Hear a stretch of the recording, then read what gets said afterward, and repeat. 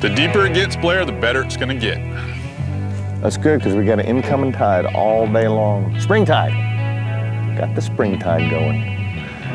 You know it's spring tide when you see the birds starting to leave. All the northern birds, all the ducks getting out of here.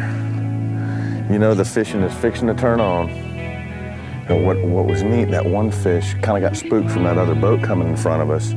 But with this new color, I don't think they've seen that color before, and it looks so real and natural to them. He spun around on a dime and come back and ate that. That was cool. That's always cool when it works like that. A plan comes together. Is that Cobia still with him? I think there's something with him. I think there's something with him. Little Cobia. You never know what you're gonna find out here in Tampa Bay. Huh? See if he's gonna get near this. He's right there. Didn't want it. Ooh, He's nice. in front of the Cobia now for a little ways. On the far side. He's on the far side.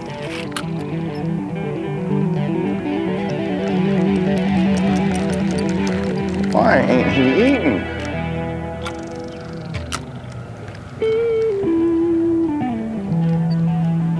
Oh, you don't want that. Let's see if he wants this shrimp. I'm gonna get you right up on the bumper here.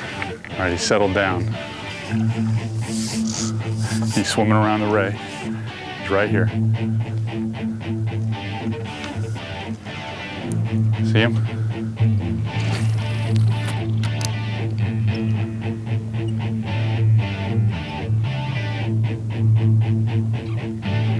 Fish on. You got it. Fish on, brother. Nice. Did you see that Cobia right there? He's hanging right around that stingray. And what they do, oh, look at this guy. This is unreal. Unreal. Nice job. We've been pushing that. Look at that ray fish for a shake his while. head. He did not like that eagle claw on the side of his head. Beautiful job. That was perfect. Now what we were doing here, we're looking for these redfish, and they've been spooky all morning long. And come up on this ray, and sure enough, there was a cobia on his back.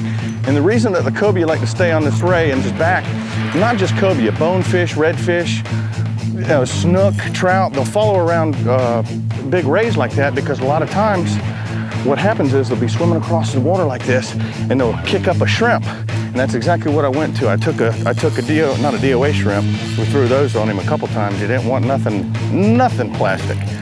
So what I did was, this morning we got some bait from the bait shop, just as a security measure. And you see what the end result was. Flipped it right on that ray's head.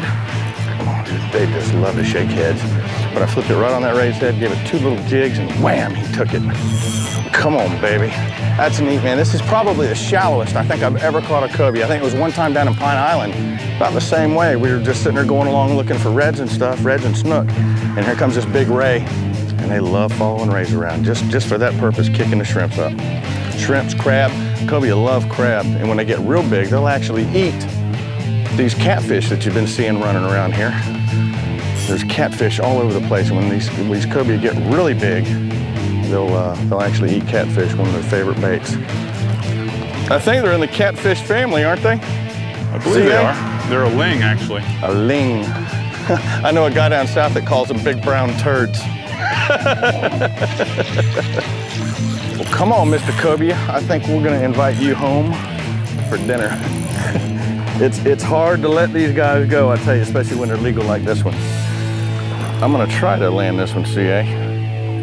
Not myself. Last time I tried to land one like this, he popped off right as I touched him. But I think this guy did one of those head shakes just like that when you touch him. And there he is. Nice fish. Oh, you're gonna come home for dinner tonight there, buddy.